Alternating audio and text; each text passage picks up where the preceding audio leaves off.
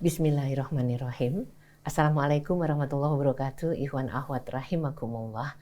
Sehat ya semua? Alhamdulillah. Minggu pertama di bulan pertama di tahun ini mudah-mudahan bisa kita isi dan kita lewati dengan sebaik-baiknya, menambah sesuatu yang kurang dan membuat kita menjadi semakin bijaksana, insya Allah ya. Salam salawat tidak lupa kita lantunkan kepada junjungan umat kekasih kita yang sangat-sangat kita rindukan kelak bersama beliau di saat-saat yang benar-benar sangat kita rindukan, yaitu Rasulullah Muhammad SAW beserta keluarga dan kerabatnya. Hari ini saya tidak tahu berapa banyak waktu yang kita habiskan dengan memegang benda ini. Karena hampir semua kehidupan kita ada di situ. Susah sekali, perkembangan teknologi itu nggak bisa dihindari ya. Dan kalau dari 4.0 kita lanjut ke 5.0, apalagi nih kayaknya kalau narasumber kita siap bicara soal yang satu ini menarik sekali. Karena biar bagaimanapun juga kita nggak boleh tertinggal di belakang. Kita sapa beliau. Assalamualaikum warahmatullahi wabarakatuh. Ibu Dr. Leila Mona Ghanim. Sehat ya? Waalaikumsalam warahmatullahi wabarakatuh. Alhamdulillah sehat. Apa kabar Mbak Nuning? Sehat? Ya, kalau nggak bisa duduk di sini. Iya. Bicara soal yang tadi nih. Iya. Kalau generasi sekarang itu kayaknya udah oke banget deh. Iya. Generasi milenial, generasi Z, bahkan nanti alpha ya. Iya. Kita yang di belakangnya ini nggak bisa, enggak harus betul. Bisa. Terus tapi gimana, nggak gampang Mbak Mona. betul. Nah, bagaimana kita bahas tentang bagaimana kesiapan kita atau bagaimana kita merespon perkembangan teknologi yang sungguh sangat luar biasa ini agar satu nggak parno, dua kita bisa turut mendedikasikan waktu, pikiran dan apapun juga di dalam kehidupan ini. Sebab kalau nggak tahu jadi bengong gitu. Iya. Ya. Kayak analoginya kalau mata uang kita udah nggak pakai lagi. Iya, bayangin. Masih pegang uang cash nggak Anda? Apa-apa dibayar pakai e-money. Itu juga satu hal yang akan berkembang ke yang lainnya. Iya. Bahas deh, biar kita lebih paham ya. Ready, oke. Jadi kita akan bahas adaptasi di era disrupsi. Wah, itu ya Mbak Nuning. Iya, oke. Oke, baik. Terima kasih. Assalamualaikum warahmatullahi wabarakatuh. Waalaikumsalam warahmatullahi wabarakatuh. Iwan dan akhwat yang dirahmati Allah. Alhamdulillahirabbil alamin wassalatu wassalamu ala asrofil anbiya'i wal mursalin wa ala alihi washabbihi ajmain. Amma ba'd. Saya akan ngajak untuk kita berefleksi ya, ini di tahun 2022, mari kita berefleksi, lihat lagi bagaimana perbekalan kita, terutama terkait dengan perkembangan teknologi ya. Dan saya mau mengingatkan sejarah tentang perubahan yang luar biasa terjadi dalam kehidupan kita ya. Dulu gitu ya. Manusia itu kalau kita ingat-ingat masa prasejarah dulu ya, hidup berpindah-pindah, kemudian menjalankan kehidupan seadanya, kemudian makin menetap ya. Kalau dulu nomaden, akhirnya menjadi menetap, akhirnya menjadi berkembang, berkreasi, bahkan bikin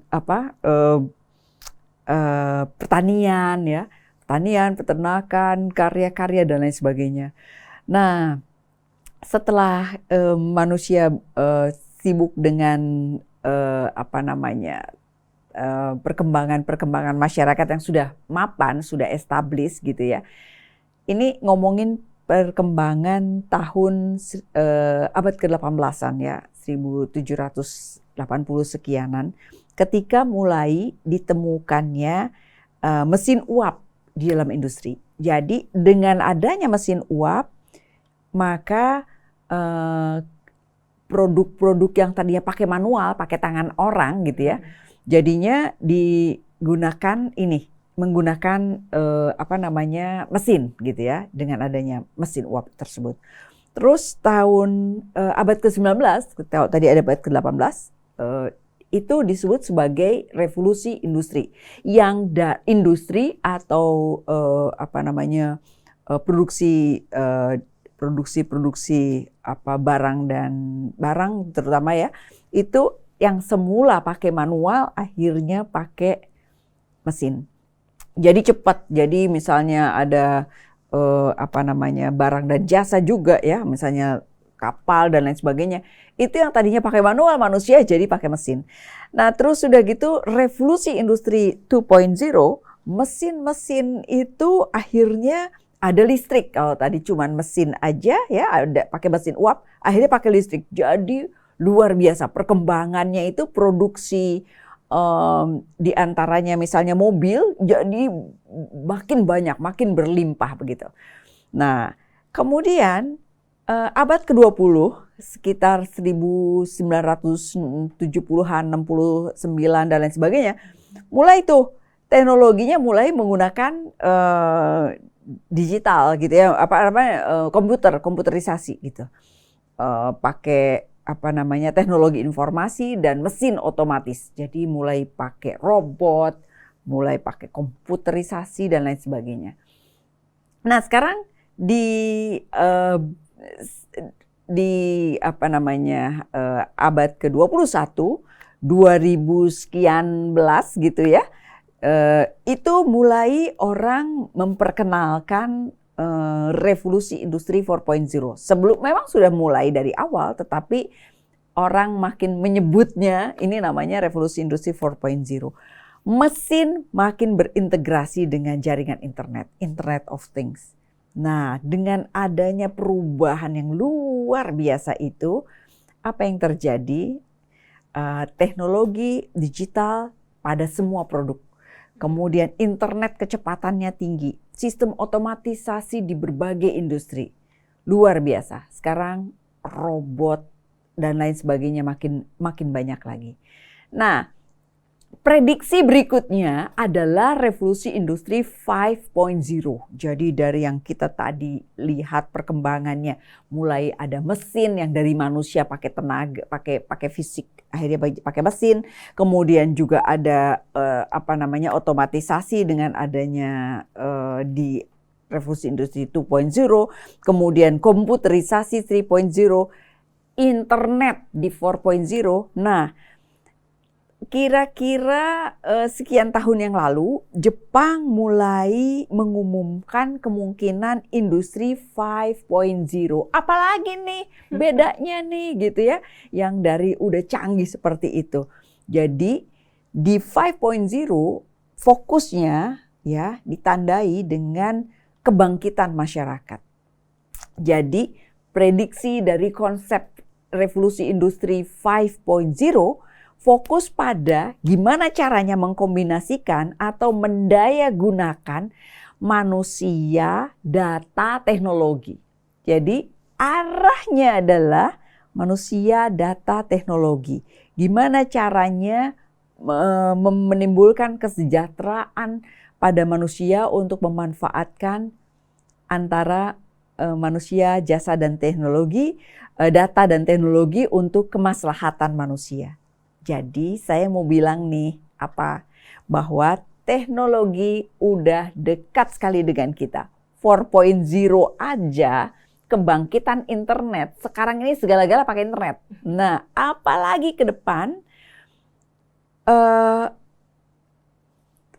arah ini akan menjadi makin dekat begitu.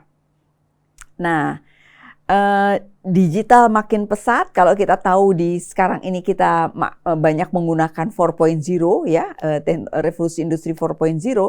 Jadi penggabungan teknologi digital, internet yang sebelumnya konvensional jadi makin dekat gitu ya.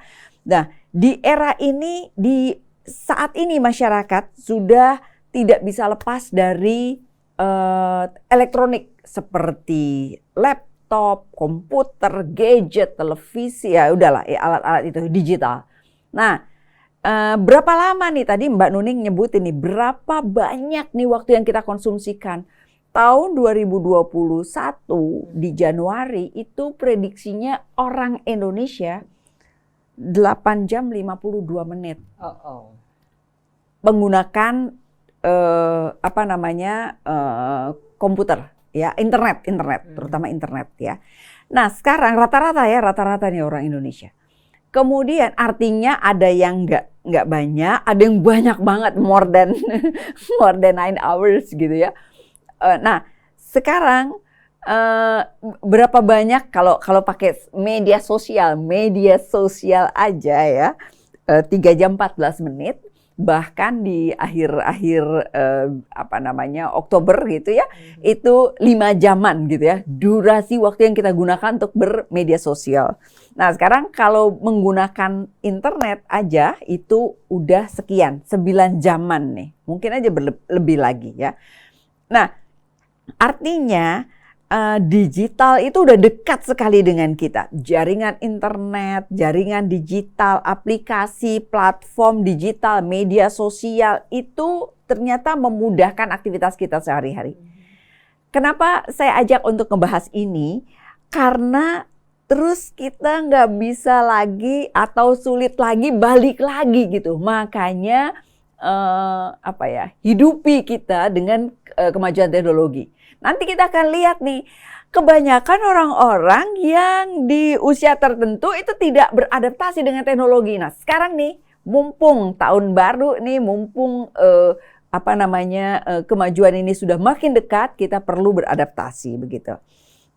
Kalau kita lihat bagaimana perkembangan di era digital, di dunia usaha aja ya, e-commerce di mana-mana. Sekarang pakai tol aja udah pakai robot begitu ya.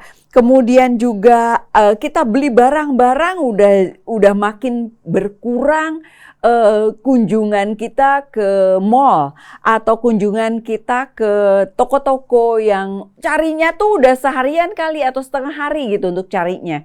Nah, sekarang ini di mana-mana kayak e-commerce ya, Tokopedia, Lazada, Bukalapak, Shopee, whatever lah itu ya namanya ya. Itu udah dekat sekali dengan kehidupan kita. Jualan online, apa-apa, beli online, very easy sekarang ya. Tinggal telepon, tinggal kasih tahu, kirim, bla bla bla, udah beres. Nah, apa yang terjadi dengan digital? Ini saya ingin refresh lagi ya, Iwan dan Ahwat. Ini bukan hal baru, ini udah dekat sama kita. Tetapi ada kendala yang luar biasa terjadi. Saya akan elaborasi nanti. Nah, digital saat ini, ciri-ciri dari digital itu semua terhubung. Kita bisa terhubung sama banyak hal, kemudian aksesnya terbuka ya pada penerima dan pengirim. Jadi kayak kita menggunakan media sosial, semua orang bisa, atau internet, semua orang bisa bikin pesan di sana atau juga memproduksi dan mengkonsumsi pesan. Kemudian kita makin bisa berinteraksi satu sama lain. Jadi kemudahan yang besar saat ini, blessing dibandingkan sama era-era sebelumnya, luar biasa. Kemudian beragam karakter peluang makin terbuka. Dan di mana-mana kita bisa kemana-mana dengan memanfaatkan teknologi gitu. Jadi digital itu luar biasa ya. Kebebasan dalam berekspresi itu luar biasa. Kemudian juga dengan adanya itu, apa yang perlu kita lakukan karena dunia makin tanpa jarak, penggunaan internet bahkan di dalam smartphone itu makin luar biasa. Kalau kita lihat perkembangan dari tahun 2010 sampai 2020, smartphone, ingat-ingat deh, 2010 sampai 2020 aja dalam durasi 10 tahun, smartphone itu cepat sekali perkembangan pemanfaatannya. Dan peluang-peluang kira-kira 20 tahun lalu kita ada orang mulai bilang, ayo beli barangnya dari kami, nanti kami antar begitu ya, tinggal kontak dan lain sebagainya. Itu banyak orang masih resistance, masih bilang aku lebih suka nih datang langsung ke mall dan lain sebagainya, atau ke pasar dan lain sebagainya. Sekarang makin orang dekat sekali. Jadi hampir semua orang terbiasa dengan teknologi. Hampir semua orang terbiasa dengan teknologi. Dan ini dipercepat dengan pandemi yang luar biasa. Ketergantungan terhadap teknologi kita makin tinggi. Internet sudah menyatu dalam kehidupan kita. Dari awal kemunculannya, smartphone dulu cuma untuk kalangan tertentu saja, the haves ya. Karena harganya juga makin tinggi. Sekarang gadget makin murah, makin mudah, kemudian paket data makin murah, wifi di ruang publik di mana-mana bahkan gratis gitu ya, dan internet makin nyatu dengan kehidupan di masyarakat dengan jangkauan sinyal yang luar biasa. Faktor keamanan data aja yang memang perlu kita perhatikan gitu ya, perlu kita pelajari juga gitu ya, sama minimnya kuota. Biasanya itu kendala-kendalanya, lain-lain selesai begitu ya.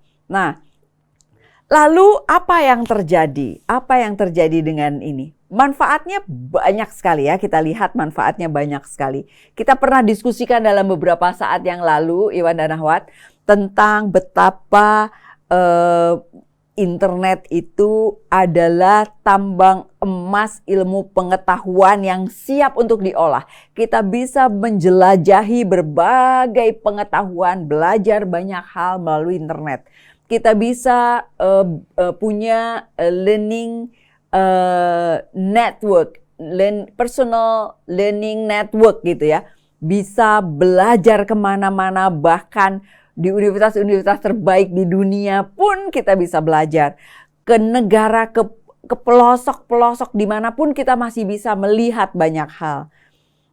Kemudian juga media sosial memungkinkan atau internet memungkinkan kita bisa punya pekerjaan-pekerjaan yang tadinya tidak tersedia.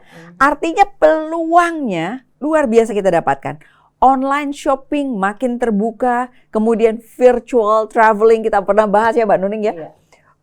Menjelajahi berbagai belahan dunia luar biasa kita bisa lakukan ya. Virtual tour dan it's real, kerasanya real banget. Kemudian juga real, dekat, nyata, kayak asli, kayak beneran ada di sana gitu. Jadi nggak perlu jalan-jalan mahal-mahal, dengan sangat mudah kita bisa dapatkan bahkan ke NASA, ke Masjidil Haram, ke Masjidil Aqsa, ke tembok di Cina atau traveling ke berbagai tempat, lihat stalaktit, stalagmit, lihat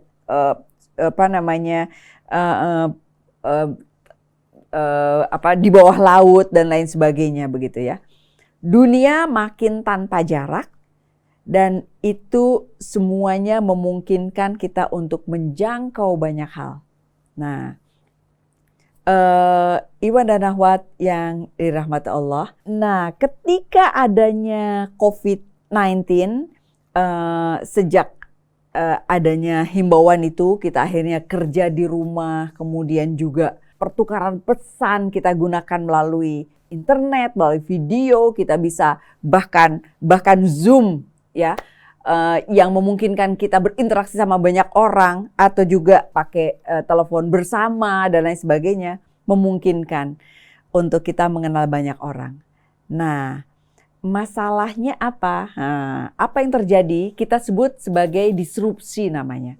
Kata disrupsi sering banget kita dengar. Apa itu disrupsi? Disrupsi adalah era terjadinya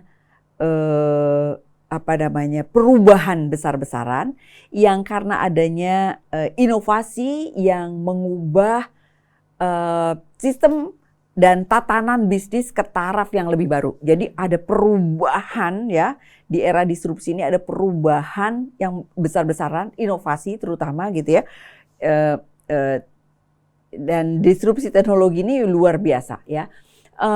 Bukan hanya mengubah wajah media serta industri, tetapi juga watak, cara kita, kemudian sikap, perilaku kita juga menjadi berubah ketika kita berkomunikasi. Jadi metodenya berkomunikasi berubah. Kalau kita tadinya tuh ketemu sama orang, namanya interpersonal communication, kita harus ketemu face to face langsung. Sekarang kita masih bisa ketemu, tetapi pakai jaraknya jauh. Kalau dulu, wah ketemu nih harus pergi, pakai ini, pakai itu gitu ya.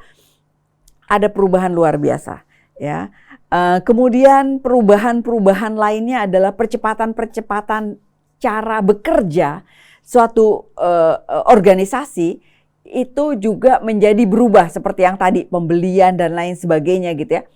Bagaimana toko buku offline ya itu kewalahan menghadapi toko buku online. Nah, jadi toko-toko buku yang dulunya banyak sekarang orang udah pergi aja pakai online. Orang dia datang kok bukunya kita jadi tahu dan lain sebagainya. Coba kalau buku offline kita mau belanja kita harus lihat dulu kontennya seperti apa, harus datang ngelihat cuman lihat depan-depannya saja. Sementara ini sudah searching sampai kita puas lalu kita tinggal beli. Kemudian penyewaan film itu dia harus kerja keras, yang tadi yang namanya Blockbuster itu harus kerja keras bersaing dengan Netflix sekarang gitu ya, dan lain sebagainya. Kemudian kecemasan dalam bisnis karena ketiadaan dari organisasi tersebut. Jadi yang pakai gaya yang lama, sekarang gaya yang baru, itu luar biasa ya. Nah, kebiasaan. Jadi dengan adanya tadinya harus ada ruangan, sekarang nggak pakai ruangan, ketemu aja pakai online dan lain sebagainya. Kolaborasi makin luar biasa, makin kita tuh bisa kerjasama sama berbagai negara dengan sangat mudah gitu. Jadi kemudahan kita dapatkan baik nasional maupun internasional, dan ini menimbulkan dampak luar biasa pada kehidupan kita dan cara kita berkomunikasi, mengurangi keterikatan fisik kita kepada orang lain. Nah, bentar lagi Mbak Nuning, di tahun 2022 atau tahun ini diprediksi bahwa kita tuh ketemu orang tuh WhatsApp-an lah kira-kira gitu ya. Itu udah pakai hologram. Jadi udah muncul tuh ya teknik cahaya dari benda gitu ya yang direkam kemudian direkonstruksi dalam bentuk objek begitu ya, dan seolah-olah ada di depan kita. Jadi kayak misalnya pernah nonton film Avenger ya, ada di sana itu tiba-tiba kerasa real gitu, kayak bendanya itu ada gitu ya, bukan cuman kayak gambar 2 dimensi, tetapi beneran tuh kerasa gitu ya. Kesannya teknologi canggih, hologram dan lain sebagainya. Ini sekarang nih ke sana begitu. Sekarang nih ke sana. Nah, misalnya film Iron Man gitu ya. Ada apa namanya? Orangnya itu udah kayak beneran, dia punya asisten pribadinya ya, hologram itu begitu ya. Kemudian juga itu hologram itu adalah rekayasa optik gitu ya.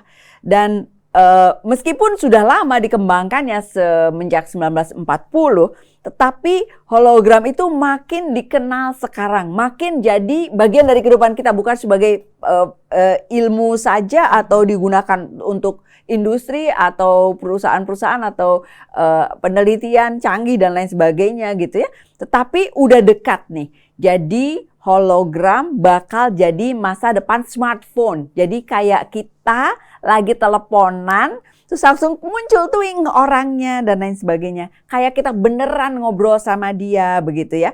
Dan ini bisa digunakan saat ini ya, di yang sudah sangat canggih ya, udah bisa dilakukan seperti itu, dan ini akan makin murah dan makin dekat kita gitu. Jadi ada sebuah perusahaan yang karena COVID, jadi dia tidak bisa bepergian ke pameran. Jadi biasanya dia pameran gitu ya, perusahaan jam ya, biasanya dia pameran ke sana. Tetapi karena COVID dia nggak bisa pameran ke negara yang dituju, yaitu kebetulan di Cina.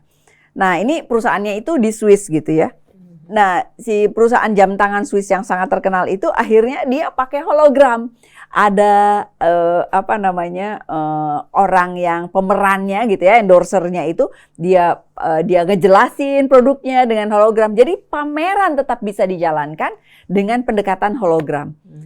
Banyak sekarang perusahaan-perusahaan menggunakan kayak gitu. Bahkan di iklan-iklan udah kelihatan beneran nih, kayak real banget gitu.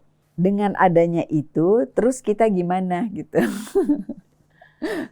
Gimana Mbak Nuning? Kita lanjut dulu atau informasi ini ya. penting, jadi kita pengen tahu sampai detail perkara nanti bagaimana dan bagaimananya. Yang jelas kita harus tahu dulu bahwa gila, hologram, ntar gimana tuh misalnya. Oke, itu baru sebagian saja. Tetapi yang jelas dimanapun dan kapanpun, kalau dunia berubah, kita nggak ikut berubah kan. Lanjut Mbak Mona. Betul. Nah, hologram itu makin mudah ya. Suaranya, kelihatannya, dan lain sebagainya itu akan menjadi dekat sekali dengan kita gitu. Jadi bahkan prediksinya itu secara teknologi hampir tidak ada kelambatan gitu. Jadi nggak ada hang, langsung aja udah kayak beneran nih. Kayak kalau nggak ada lapisan kacanya itu akan kelihatan tuh beneran nih, orangnya nih ada di situ nih, kelihatan gitu loh. Nah, ada satu cerita Mbak Nuning. Jadi ada ini dibuat ya beneran ya. Jadi ada seorang ibu yang anaknya itu meninggal mendadak, anaknya umurnya 7 tahun. Anaknya meninggal mendadak karena penyakit darah ya yang ada di ini dari Korea. Lalu dibikin film akhirnya gitu ya. Karena ibunya itu sedih banget ya kehilangan anaknya, sampai ibunya itu dibikinin hologram. Jadi dibikinin anaknya itu dibuat dalam bentuk hologram, seolah-olah dia itu mau ngucapin salam perpisahan ke anaknya gitu. Jadi dibikin kayak real gitu, kayak luar biasa. Itu perpisahan akhir. Jadi teknologi itu udah benar-benar luar biasa begitu ya. Nah, ada yang menarik Mbak Nuning. Kita akan lanjut tentang survei ya. Jadi ini ada sebuah survei yang dilakukan pada 11.000 konsumen di 13 negara. Nah, 13 negara, wow. Nah, negara itu yang disurvei di Eropa, Amerika Utara, dan ini melibatkan 17 tahun ke atas ya di negara-negara. Nah, yang terjadi adalah ternyata orang-orang yang ada di usia tertentu atau generasi milenial, generasi Z dan lain sebagainya gitu ya, turun itu terutama milenial dan Z gitu ya. Itu tuh gimana reaksi mereka terhadap orang yang lebih tua begitu ya. Yang lebih tua, mau nggak dia ngajarin? Nah itu researchnya ya. Mau nggak dia ngajarin terhadap perkembangan teknologi atau gunakan gadget atau gunakan ya alat-alat digital yang canggih ini kepada orang tua. Nah hasilnya menarik. Tetapi saya ingin memberikan gambaran dulu Mbak Nuning tentang perbedaan generasi antara generasi yang ada di dalam kehidupan kita dalam durasi 100 tahun ini gitu ya Mbak Nuning. Yeah. Kita tahu ada yang namanya generasi, kita bedain 6 ya generasi ya. Pertama tradisionalis, yaitu umurnya 76 tahun ke atas. Oke. Kemudian baby boomers, umurnya 57 sampai 75 gitu ya, itu baby boomers.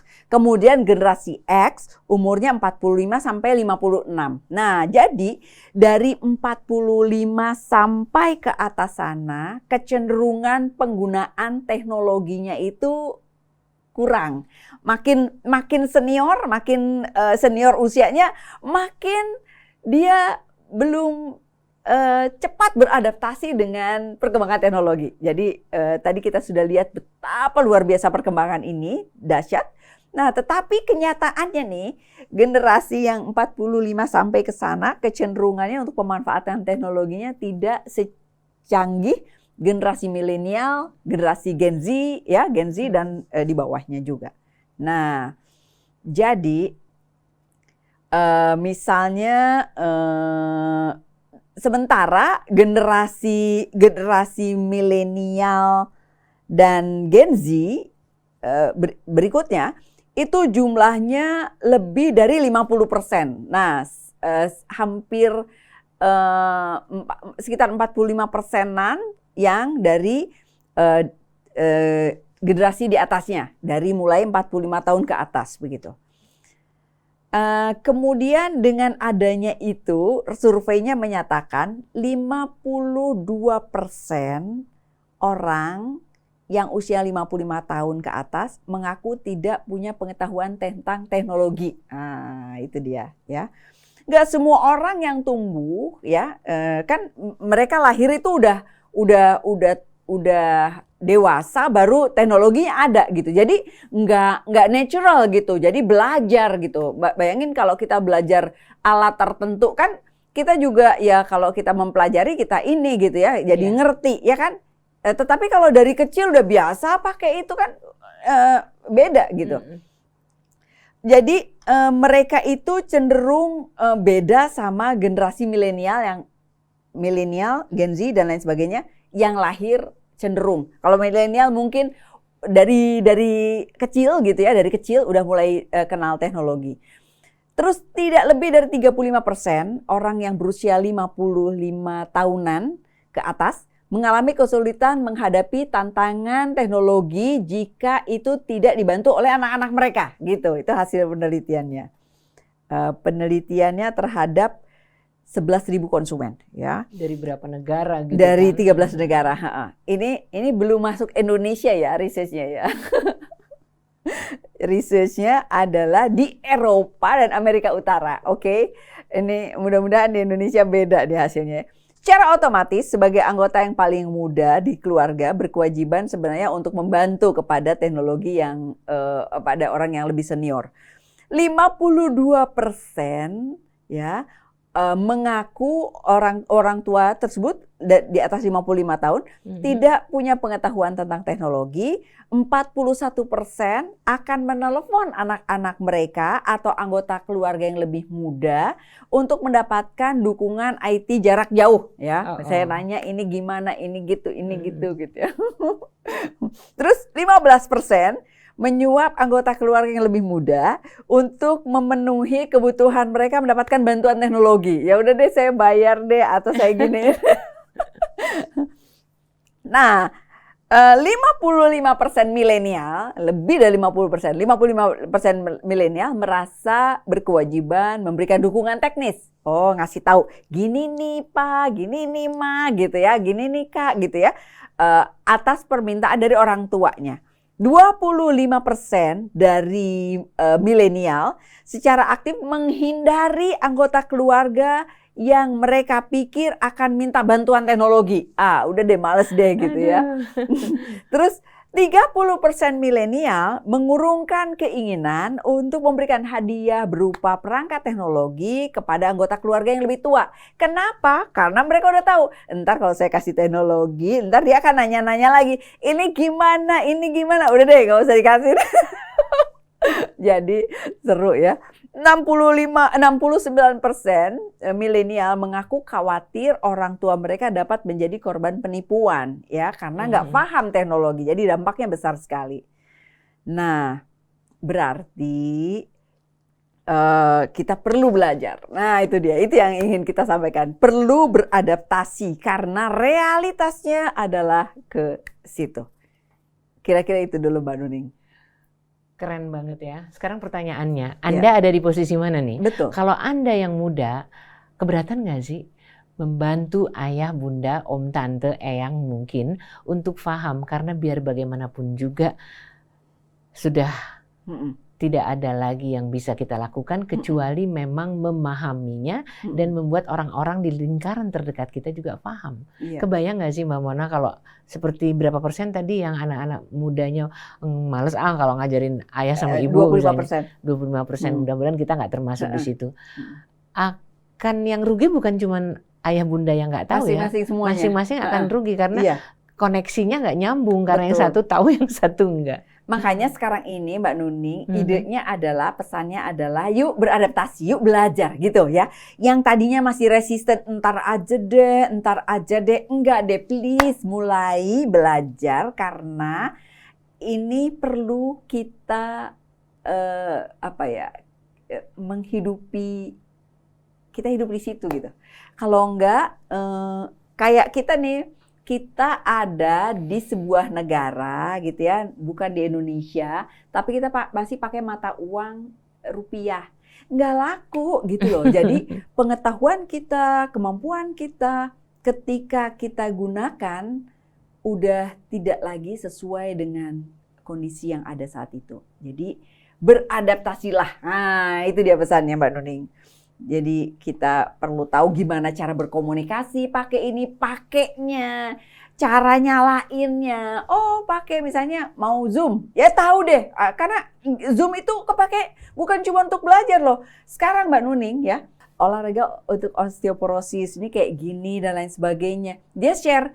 Itu berarti kan untuk senior ya, artinya untuk terutama memang ditujukan untuk senior. Nah, itu tuh kan kalau dia senior itu udah tahu caranya, tinggal klik ini. Kenapa sih? Kenapa harus nungguin? Kalau enggak kita kehilangan momen itu gitu. Jadi banyak kok pengajian subuh-subuh pengajian atau apa, daftar ini itu. Mari beradaptasi gitu.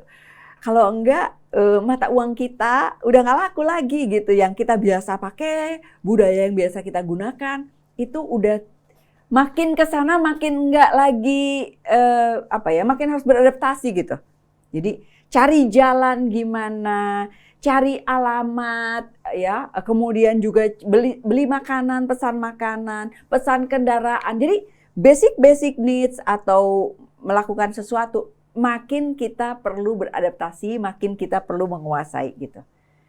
Kemajuan teknologi memang sama sekali sudah masuk ke hampir semua aspek, kita nggak bisa nolak. Betul. Iya. Jadi mulai melek nih harusnya. Betul. Itu sebenarnya pesannya, himbauannya kalau yang milenial, Gen Z, udahlah dia udah hidup di sana begitu ya. Tetapi yang generasi X ya 45 tahun ke atas, ayo beradaptasi. Mungkin yang 45 tahun sampai 50 tahun dia akan bilang saya beradaptasi kok. Tetapi memang kecenderungannya masih belum seadaptif itu gitu. Dibanding apalagi yang makin senior gitu loh. 60, 70, 80, aduh gimana nih gitu. Nah, ada beberapa tips yang ingin kita sampaikan pada kesempatan ini. Jadi seluruh anggota keluarga yang punya gadget, khususnya ponsel ya, itu sebaiknya perlu beradaptasi ya. Cara untuk memberikan kepada orang tua juga atau lansia perlu diberikan dukungan ya. Misalnya kita gunakan fitur-fitur sederhana. Sekarang kita tahu ponsel itu namanya ponsel pintar, smartphone. Jadi dia itu udah bisa apa aja gitu. Dia nggak cuma nyambung ke internet, tetapi juga udah bisa ngapa-ngapain. Nah, kita belajar nggak cuma belajar SMS, telepon gitu ya, karena penggunaannya udah makin banyak gitu. Jadi kalau selama ini kita pakainya, udah deh yang penting saya bisa telepon, saya bisa SMS. Please mulailah nggak kayak gitu aja gitu ya. Orang tua mungkin mau nih punya handphone yang keren, fiturnya lengkap gitu ya, dengan kemudahan yang dijanjikan. Tetapi kalau nggak dipakai sayang gitu. Nah sekarang mari kita pelajari dalam durasi misalnya minggu ini belajar tentang lakukan misalnya beli barang misalnya begitu. Minggu depan apalagi. Jadi ilmunya nambah terus gitu. Atau gunakan ini hari ini dan lain sebagainya. Nah, yang anak-anak lebih mudanya, milenial dan lain sebagainya, coba sabar ya, memenuhi atau membuat seniornya lebih paham gitu. Pastikan dia paham caranya itu, jelasin secara singkat, secara mudah lah begitu ya. Kemudian gimana misalnya pesan masuk tandanya kayak gimana, cara ngirim pesan, cara dan lain sebagainya itu mungkin udah bisa ya. Tetapi misalnya main Zoom atau cara belanja dan lain sebagainya, ini yang dipencet dan lain sebagainya. Kalau perlu dikasih tahu, ditulis atau ambilin video, dijelasin lagi, dibaca lagi, terus ditulis, ditempel di sana. Terus udah gitu dicobain nih, gini ya, Praktekin dipraktekin, gitu ya. simulasi begitu ya. Nah, si simulasi itu sampai berhasil, coba lagi. Memang perlu kerjasama. Dulu juga anak-anak mudanya itu diajarin sampai bisa jalan juga pakai proses panjang gitu ya. Sekarang gantiannya ke teknologi gitu ya. Ada metode teach back, ngajarin lagi, balik lagi. Jadi si seniornya itu atau orang tuanya setelah diajarin, sekarang coba mama atau ayah praktekin, dicobain gini, jelasin ke saya, ntar saya ngelihat, oh iya ini benar, ini nggak benar, diulangin lagi. Kalau nggak benar diulangin lagi. Nah itu metode teach back, itu diulang lagi. Simulasi sampai ngerti begitu ya, begitu. Terus generasi muda harus memperkenalkan kecanggihan mulai dari yang sederhana ke orang-orang yang terdekat supaya nggak gaptek gitu ya. Bayangin kalau makin banyak orang yang mengerti, makin memungkinkan untuk mereka cepat bisa beradaptasi karena perkembangannya tuh maju lagi. Orang hologram bentar lagi, terus apalagi yang gitu kemarin ya. Padahal belum paham banget. Yang kemarin belum ngerti, udah ada yang baru lagi, gimana nih gitu ya. Iya. Kayak gitu Mbak Nuning. Oke, menarik sekali. Jadi sebagai yang jauh lebih muda nggak boleh diem aja. Yeah. Sebagai yang sudah lanjut harus tetap memaksakan diri untuk beradaptasi dengan apa yang namanya perkembangan teknologi ini. Bayangin kalau kita bisa video callan serumah, orangnya anak kita 5 jauh-jauh atau 3 dengan cucu, kan keren banget. Oke, kita nanti lanjutkan kembali sesudah jeda berikut bersama Dr. Laila Monaganim yang bicara soal adaptasi di era disrupsi.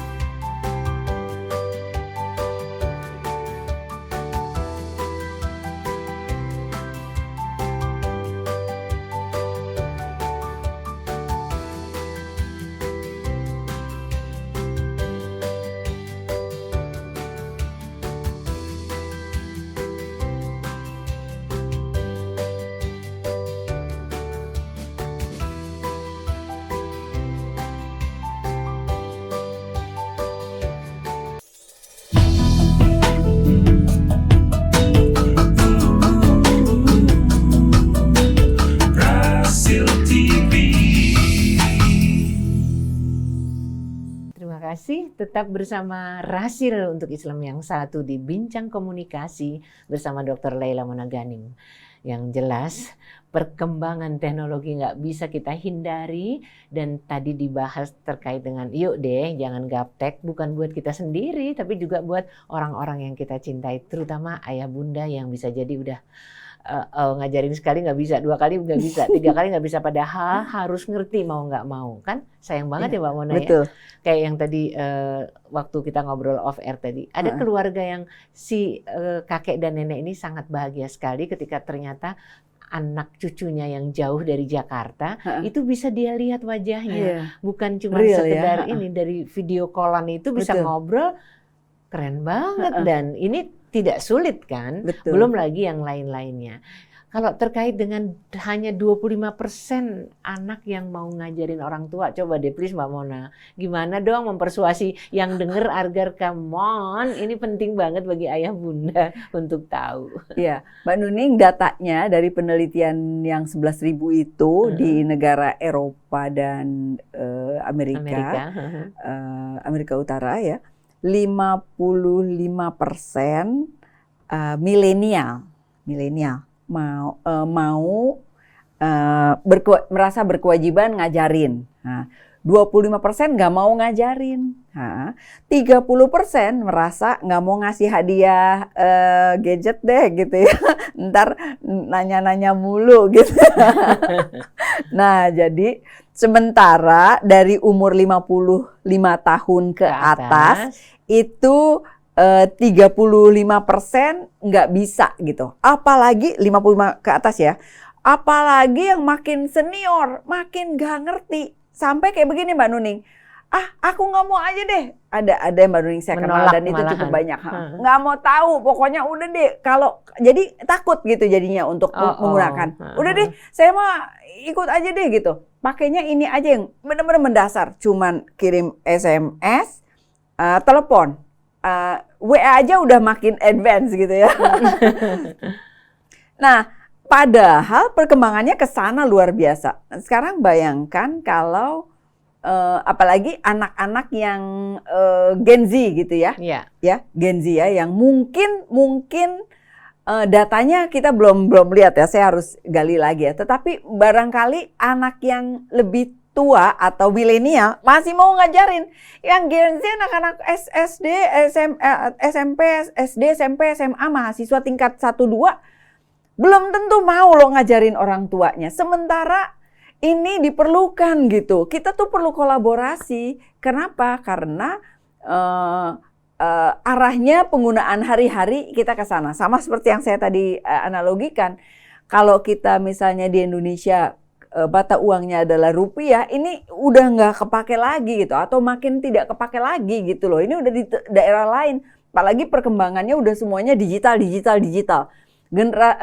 Revolusi industri 5.0 yang 4 aja udah sekarang udah kayak begini, apalagi 5.0 yang udah mengkombinasikan antara manusia, data dan teknologi. Manusia itu hidupnya dengan teknologi gitu. Semua masuk ruangan, AC tolong dong nyala, masuk pintu, masuk rumah, buka dong gerbangnya. Udah pakai teknologi gitu. Bayangkan kalau begitulah Mbak Nuning. Barcode di mana-mana. Barcode di mana-mana caranya. Orang udah alergi sama teknologi gitu. Cuman pakai aja. Makin kita udah deh kalau bisa pakainya bisa. Kalau mau lebih advance lagi ngerti gimana kalau ada kendala-kendala, tetapi minimal pakai. Jadi kita mau menghimbau nih Mbak Nuning, ayo makin senior orang ya. Jadi dari 45 tahun ke atas generasi Gen X, baby boomers, tradisionalis, ayo rangkul teknologi, gitu. Jangan denial dengan bilang pusing gitu. Betul, jangan denial dengan itu. Bagaimana biar muncul efektivitas dan efisiensi dari pembelajaran ini kalau semangatnya tadi kurang, ya kan? Semangat yang ngajar plus semangat yang diajar. Iya. Kalau ada yang, jadi gini, ini mau mengingatkan yang kalau memang perlu belajar mandiri, belajar deh gitu ya. Usahakan, coba cari orang yang kira-kira bisa diajakin untuk ngejelasin atau cari tahu gimana caranya. Terus yang milenial yang berikutnya, Gen Z dan lain sebagainya, ayo sabarin untuk ngajarin karena ini akan memudahkan dia juga gitu ya kan, betul. Menghindari potensi-potensi hingga penipuan dan lain sebagainya begitu. Jadi mari kita sepatutnya untuk merangkul teknologi, beradaptasi dengan perkembangan teknologi saat ini begitu.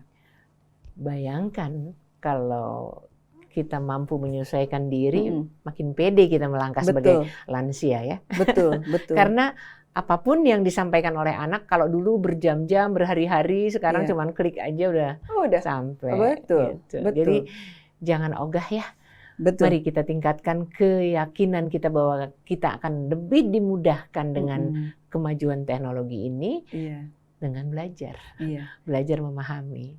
Betul. Kalau ada yang bilang tulisannya kecil-kecil Mbak Mona, tulisan di HP itu bisa digedein fontnya jadi 18 atau 20 yang matanya nggak usah keringet-keringet udah bisa lihat.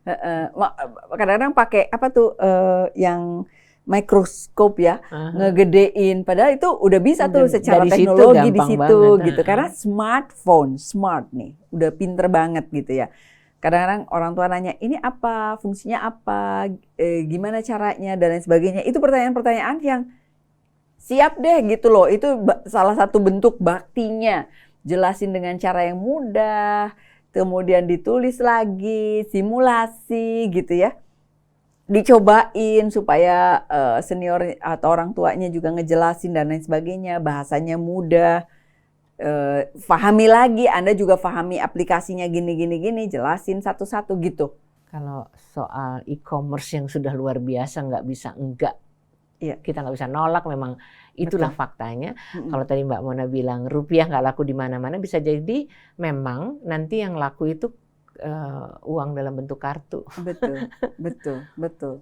Bitcoin. Meskipun jujur banyak sampai sekarang ini orang yang masih belum menggunakan e-commerce tadi. Jadi kalau mau kirim sedekah, mau kirim sesuatu harus datang, repotnya bukan main. Padahal tinggal tik sudah sampai ke ujung sana ya. Kenapa kemudahan ini kita tidak serap, tidak kita terima? Betul. Ini pertanyaan untuk semua ya, terutama untuk yang yaitu tadi generasi yang hampir 50%, 45%-an lah jumlah penduduk Indonesia. Wake up please, karena ini teknologi udah ada di dalam kehidupan kita, udah menyatu dengan kehidupan kita begitu. Sekarang ini kita di 4.0, sebentar lagi makin dekat lagi gitu ya. Udah makin sebagian 5.0 udah mulai ada gitu. Jadi kita belajar lagi. Selamat tinggal ketidaktahuan. Selamat tinggal ketidaktahuan. Jangan alergi.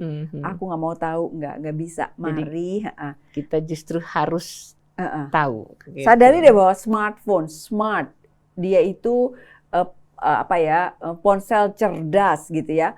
Ponsel cerdas itu akan dibikin sedemikian rupa semudah mungkin kok gitu. Jadi kita udah berprasangka baik bahwa itu cenderungnya nggak susah kok gitu.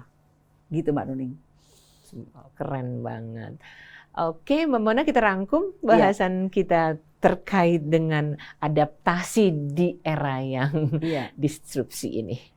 Ya, terima kasih Mbak Nuning, Iwan dan Ahwat yang dirahmati Allah. Perkembangan era digital saat ini bawa perubahan ya.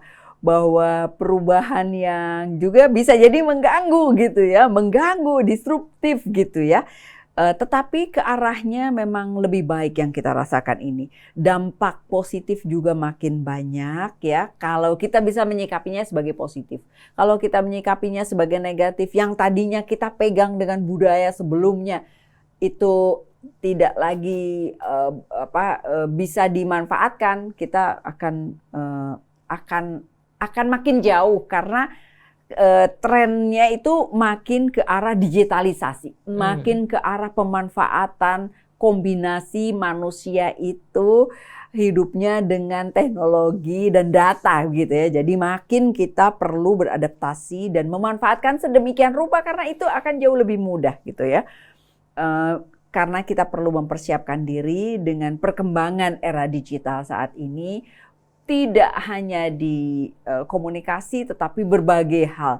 Di politik, bahkan ekonomi, sosial, budaya, dan lain sebagainya itu makin dekat. Polisi aja sekarang bentar lagi pakai robot dan lain sebagainya.